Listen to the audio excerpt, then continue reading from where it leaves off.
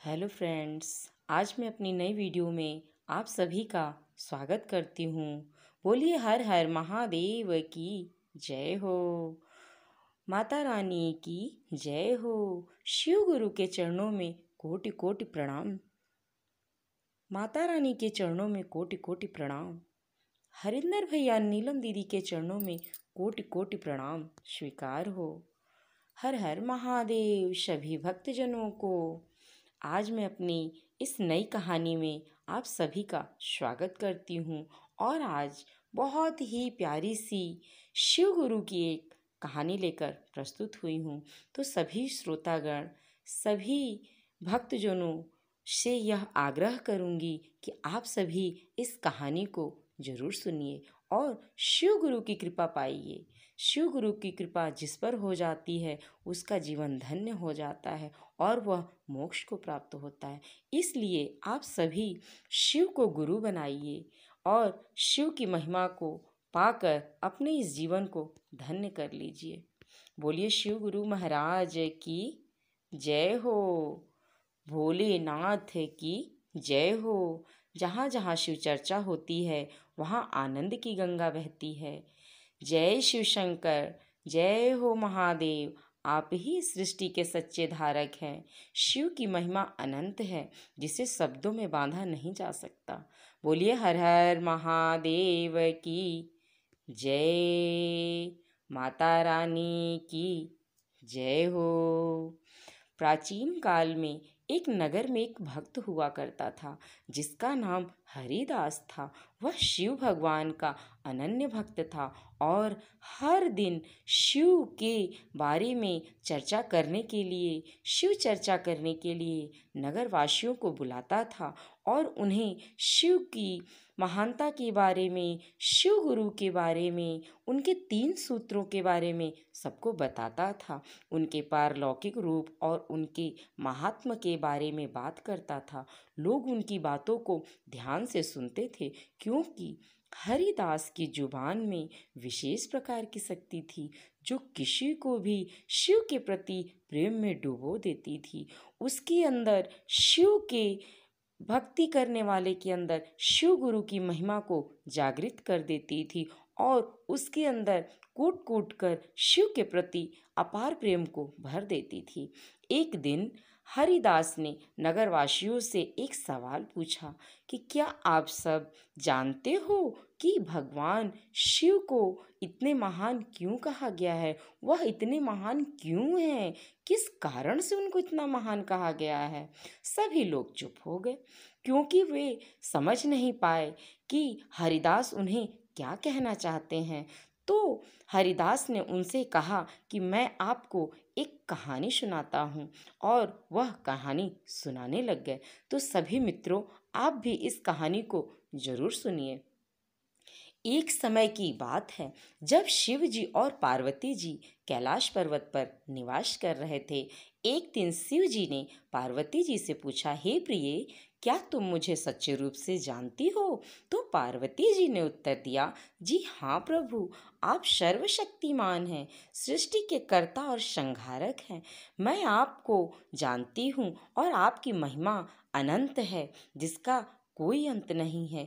हे महादेव, मैं तो आपको इतना ही जानती हूँ।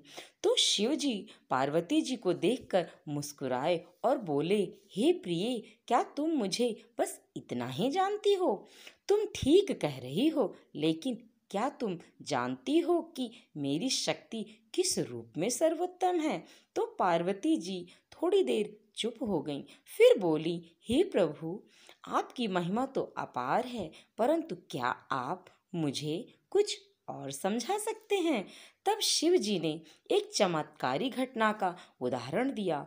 उन्होंने पार्वती जी को एक व्रत और ध्यान की विधि बताई जिसके जरिए वे किसी भी समस्या का समाधान पा सकती थी। जब शिव गुरु ने पार्वती जी को इस समस्या के समाधान के बारे में बात बताई तो पार्वती जी ने कहा, ठीक है प्रभु, आप मुझे बताइए। तो प्रभु ने कहा, इसके बाद शिव जी ने अपनी विभूतियों का विस्तार से वर्णन किया और बताया कि उनके अस्तित्व के साथ कितनी रहस्यमयी और अद्वितीय शक्तियाँ जुड़ी हुई हैं। जब हरिदास ने यह कहानी सभी भक्तों को सुनाई तो लोग बड़े प्रभावित हुए और वे शिव जी की महिमा को और उनके अद्वितीय रूप को समझने लगे। हरिदास ने कहा, शिव भगवान का अस्तित्व हमारे जीवन में अनिवार्य है क्योंकि वे हमें संजीवनी शक्ति प्रदान करते हैं। वे हमारे पापों को नष्ट कर देते हैं, हमारे बुरे कर्मों को नष्ट कर देते हैं और हमारे अंदर भक्ति भावना उत्पन्न करते हैं। हमें उन्हें सच्चे मन से पूजना चाहिए और उनकी पूजा अर्चना करनी चाहिए और उन्हें अपना गुरु बनाना चाहिए और उनकी चर्चा में जहाँ भी शिव गुरु की शिव चर्चा हो, अपना अपना थोड़ा थोड़ा समय निकाल कर शिव गुरु की शिव चर्चा में जाकर समय बिताना चाहिए और शिव गुरु के 3 सूत्र को, शिव गुरु की महिमा को, शिव गुरु की संजीवनी को जानने का प्रयास करना चाहिए। इस प्रकार शिव चर्चा में नगरवासियों के दिलों में भगवान शिव के प्रति एक गहरी श्रद्धा उत्पन्न हो गई। उनके अंदर एक भक्ति की लहर जागृत हो गई, जैसे कि ऐसी लहर हो जो बंद होने का नाम न ले रही हो। सभी भक्त शिव गुरु की भक्ति में लीन होते जा रहे थे। तो सभी भक्तजनों, मैं आप सभी से यही कहना चाहती हूँ इस कहानी के माध्यम से कि यह कहानी शिव की महिमा और उनकी पूजा के महत्व को दर्शाती है, जो हमें जीवन के कठिन समय में शांति और समाधान प्रदान करती है। तो आप सभी शिव गुरु को अपना गुरु बनाइए और उनकी भक्ति में डूब जाइए। शिव गुरु की चर्चा को सुनिए, उनके महत्व को सुनिए और जानिए कि शिव आदि अनंत परम अनंत शिव ही गुरु हैं। शिव गुरु क्यों हैं ये आप सभी भक्ति के माध्यम से जरूर जान जाएंगे। तो बोलिए शिव गुरु महाराज की जय हो। जब जब जीवन में अंधकार घिरता है, शिव का नाम प्रकाश बनकर आता है। जब जब जीवन में अंधकार घिरता है तो शिव गुरु का नाम प्रकाश बनकर आता है। तो हे शिव भक्तों, हे शिव गुरु के भक्तों, आप अपने हृदय में शिव गुरु को बसाइए और शिव को अपना गुरु बनाइए। जब आप सच्चे मन से शिव गुरु को अपना गुरु बनाएंगे तो आपके अंदर के सारे पाप स्वयं ही कट जाएंगे और शिव गुरु आपको अपना आधार बनाएंगे। तो आप सभी शिव गुरु को अपना गुरु बनाइए।